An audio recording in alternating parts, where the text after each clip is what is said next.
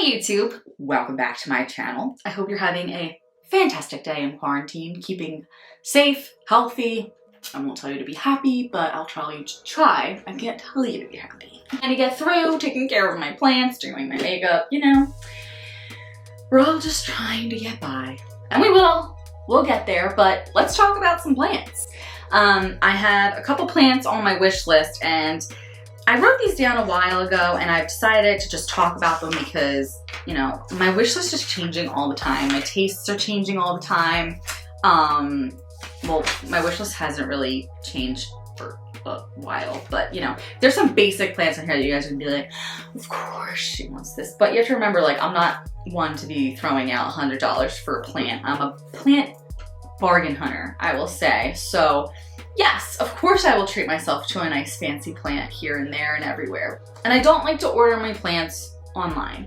I do, or I will order them from local plant shops that I know are around, but kind of, I've said this before in my videos, it's like that little bit of that Pokemon mentality where you're like, I gotta catch them all, but you have to find them in the wild. There's something about finding them in the wild is just so much more satisfying than just going Monstera and buying it online. It's just, my little heart is just not satisfied that way, but it might have to be that way because who knows the next time I'm going to step foot into a plant store. Now, I'm gonna get the really, really obvious one out of the way. You guys don't want to hear me talk about it, but it's an Albo variegated Monstera. I would take a Thai constellation, anything like that, but I was waiting for the market to become oversaturated because, I mean, the prices for the variegated Monstera have tumbled. I'm just waiting for them to tumble even further. Like, I remember when I first got into plants, the price of the Pilea peperomioides was like astronomical, and now it's like buying a croton at Lowe's, you know? So obviously I want a variegated Monstera. Why? Because I'm basic. And why don't I have one? Well, I can't afford one. It's a variegated banana trait. Now, is this real? I mean, maybe it has to be. I've been seeing it around, but it is just the most fantastical looking plant I have ever seen, and I'm sure it is astronomically expensive, but why would this not be on my wish list? Looking at it is just so incredibly satisfying, and it is so incredibly beautiful that, however, I've never seen one in a plant store. I've only seen them in like highly edited pictures, so if they look like this in real life, fantastic. If they don't, disappointing. However, it's on my wish list because, yeah.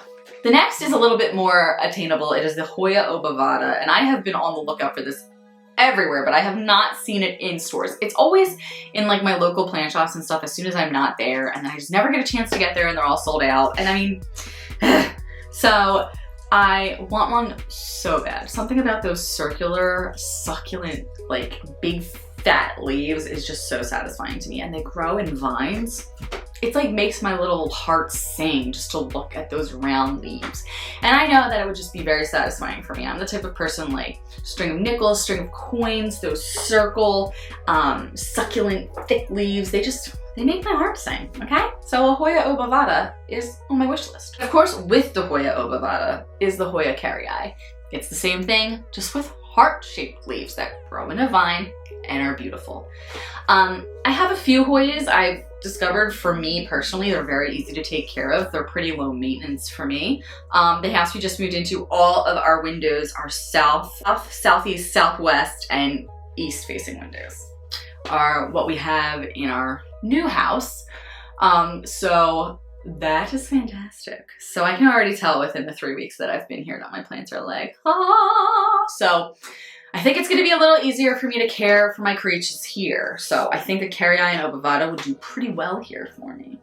Next is the Alocasia cuprea. Now, every Alocasia, anthurium, anything like that is obviously going to be on my wish list because I just think there's something so fantastic about their foliage. I just love the thickness, the greenness of it, the lushness.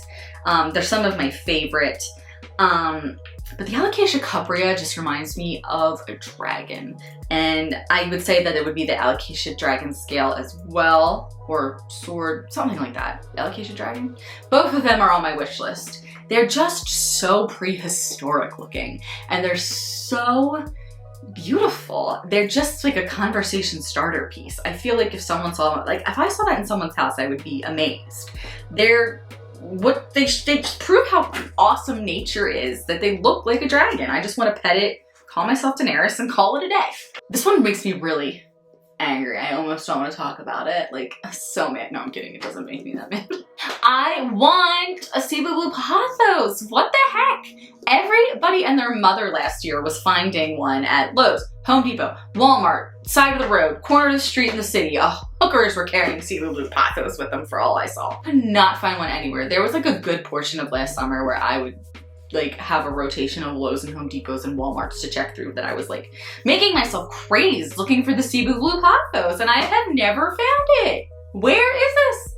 It's like, it's a Pathos and it's like a unicorn, and I was watching like BB Plants and everybody else was, you know, was like, oh, I'm at my Lowe's today and here's 13 more Cebu Blue Pathos, and I'm like, great, mine has dying strawberry begonias just falling from the sky always, so fantastic. And it just never came about. Obviously, I'm not doing a Lowe's run for Cebu Blue Pathos this spring, but hopefully when the world settles down, there will be a Cebu Blue Pathos somewhere for me.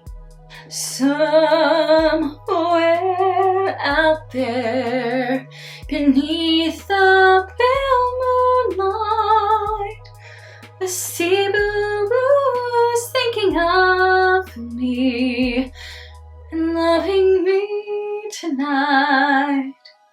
Can you tell I want one really bad? Last but not least is the variegated string of pearls, and I had one in the grip of my hand in a video and I wanted to buy it, but what are we especially going to be? Responsible consumers. What are we not gonna do? Buy hundreds of dollars worth of plants in one sitting when you're a normal middle class person. Yes, I put it back on the shelf because I was buying, it was $29 and the variegated string of hearts was $29, and I was like, $60 on plants today is just not the most intelligent financial decision for me to make. So I chose one, like the responsible adult I am, and I should have bought the variegated string of hearts. No, I'm kidding. I should have bought it. I just haven't been able to find it since I saw it then at Urban Jungle, and I made the responsible decision not to spend all of my budget on plants that day. That is my current plant wish list. I hope you guys enjoyed this video. I will probably be researching about 400,000 more plants that I want. So we'll do wish list 2, wish list 3. I don't know. My plant wish list is gonna grow and I'm not gonna be able to satisfy any of it until I can leave my home watching a guy pick up dog poop on my lawn and making sure he's picking it up. Oh my God, what a Karen. And I'm not even 30. The suburbs, man. They're wild.